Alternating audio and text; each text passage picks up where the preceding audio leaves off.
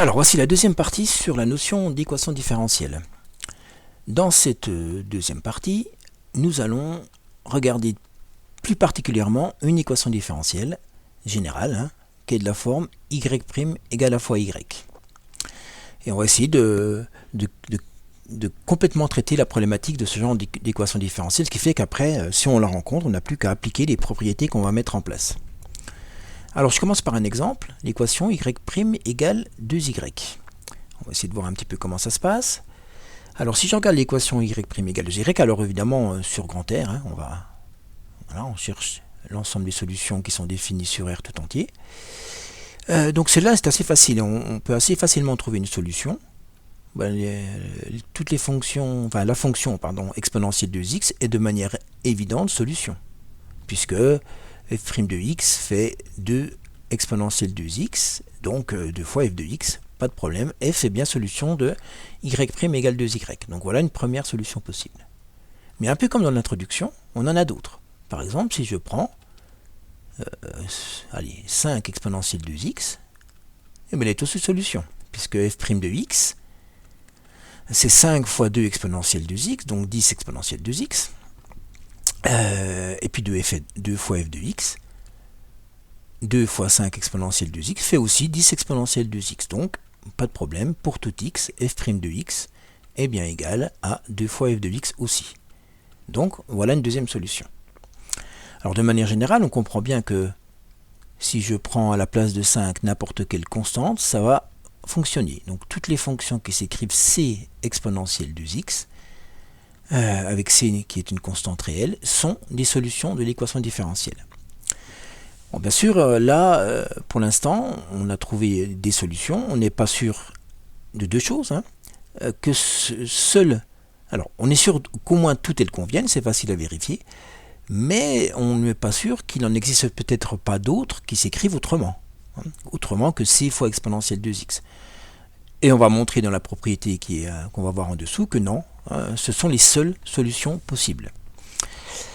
Alors si on regarde encore un petit peu, y' égale 2y, si je regarde un peu quelques situations de solution, vous voyez, j'ai pris ici, j'ai pris 1000 exponentielle 2x, ici exponentielle 2x, 1 fois exponentielle 2x par rapport à ma constante là, 0,1 exponentielle 2x, 0,0000001 exponentielle 2x, et puis avec un c négatif, c'est possible.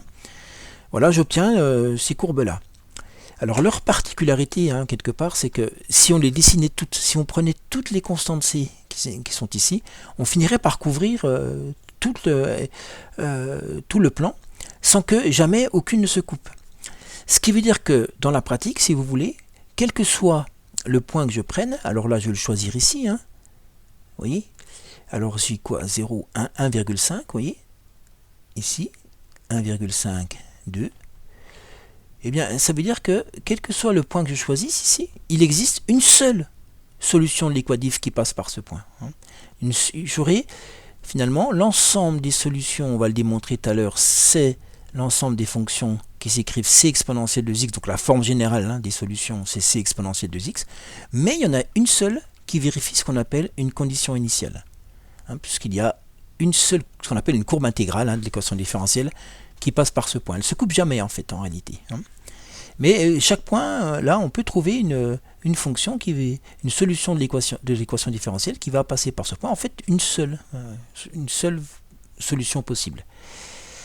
Donc l'ensemble de toutes les fonctions, ces solutions, c'est ce qu'on appelle les courbes intégrales de l'équation différentielle. Ok, passons au cas général. Alors, le cas général, il faut montrer un petit peu les choses. Donc j'ai donc l'équation différentielle y' égale à y, a qui est dans R, qui peut être égal à 0, et j'affirme ce théorème qui dit que l'ensemble des solutions de l'équation différentielle y' égale à y, c'est l'ensemble des fonctions petit f de x qui s'écrivent sous la forme, et regardez ici, c exponentielle à x, où c est une constante réelle, et a est la constante donnée dans l'équation. Tout à l'heure c'était 2, y' égale 2y, c'était c exponentielle 2x. Alors, ça veut dire que voilà, par rapport à tout à l'heure, les solutions sont obligatoirement de cette forme. Alors, donc, comment on démontre ça? Alors, allons-y, je prends le crayon. Déjà, première chose qu'on va regarder, c'est que l'ensemble E est non vide. L'ensemble E, voilà, j'ai appelé E l'ensemble de toutes les solutions de l'équation. E est non vide. Ça, c'est important de savoir si on travaille avec quelque chose. Il faut qu'au moins qu'il y en ait au moins une de solution, sinon, si c'est l'ensemble vide, on ne peut rien faire dessus. Alors, bah oui, de manière évidente, il y a une solution qui est évidente. Exponentielle à x, on l'a vu tout à l'heure. Sa dérivée f' de x, c'est a exponentielle à x, donc f' de x égale af de x. J'ai bien déjà une solution, c'est pas vide. Alors, quand j'ai déjà une solution, je peux regarder, est-ce que j'en ai d'autres? Donc soit f, j'aurais pu dire une autre solution de l'équation différentielle.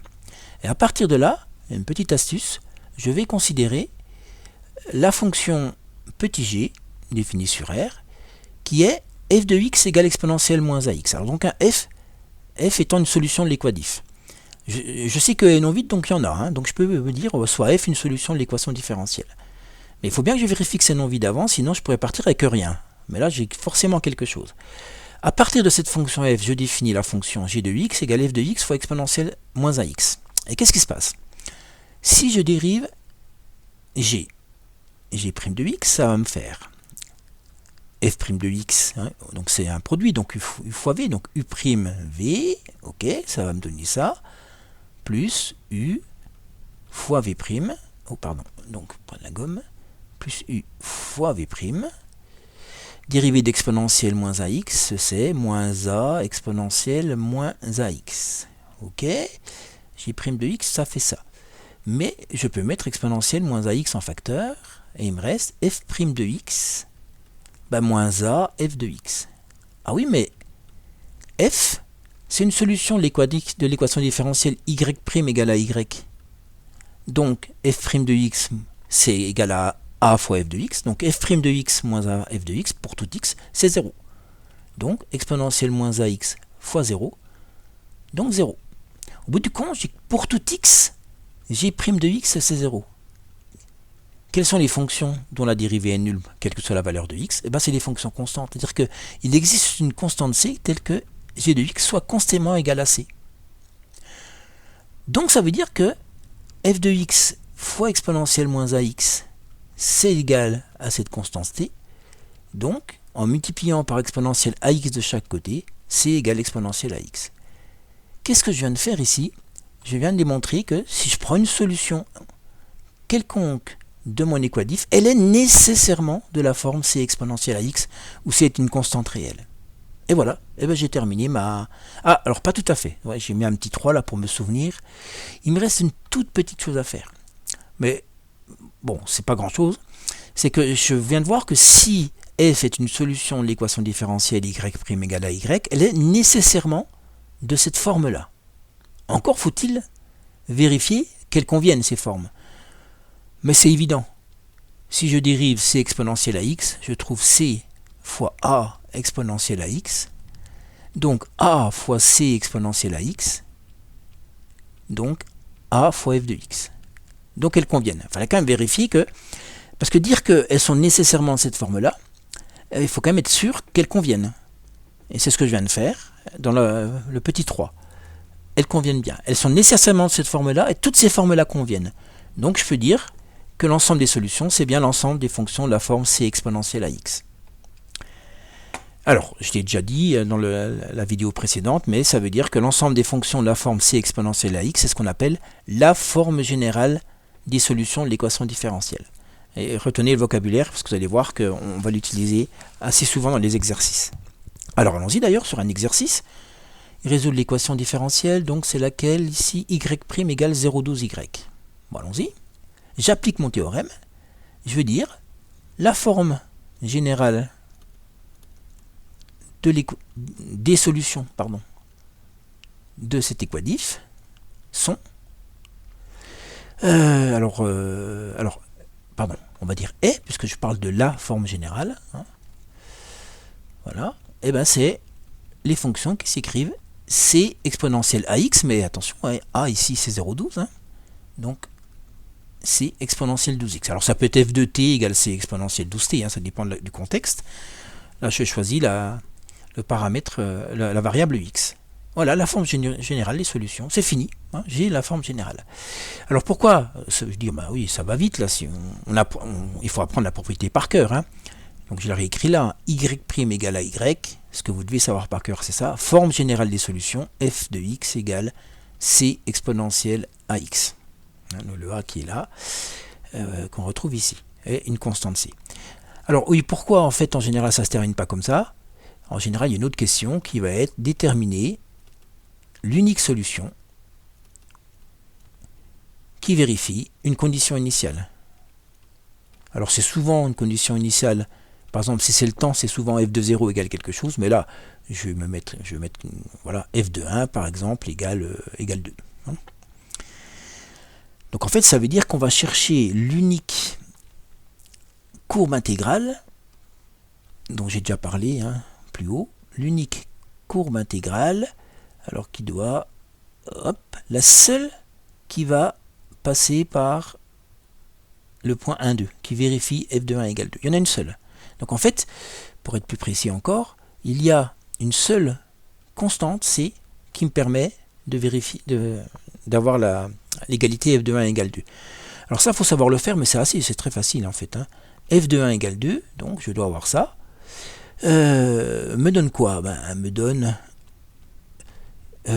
alors je regarde où est f de x, elle est là, hein. F de x égale c exponentielle 12x, donc f de 1 c'est c exponentielle 0,12 fois 1, donc c exponentielle 0,12, qui doit être égal à 2.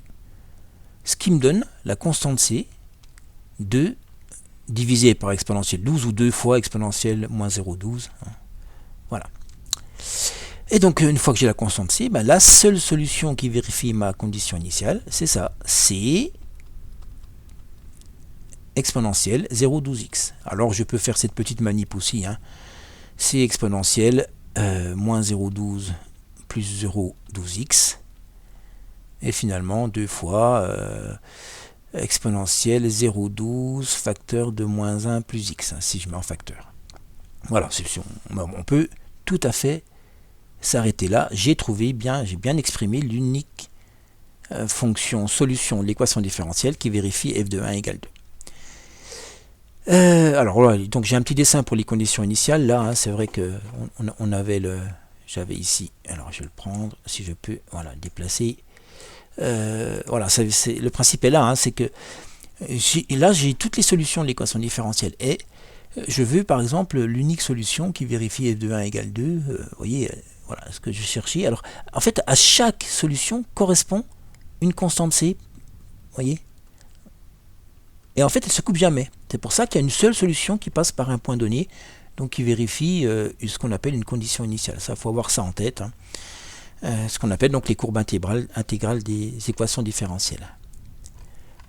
Alors, si je fais quand même le bilan, ce qui est important, c'est ce théorème-là, ce théorème ici, hein, qui est vraiment très très important. J'insiste un tout petit peu sur cette partie-là, avec... Vous devez mémoriser l'ensemble des solutions de y' égale à y, c'est des fonctions f de x égale c exponentielle à x, où c est une constante réelle.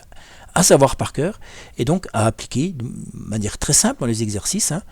Le tout est de repérer qu'on a une équation de la forme y' égale à y et d'appliquer le théorème. C'est uniquement ça qu'il faut faire. Voilà, cette vidéo est terminée.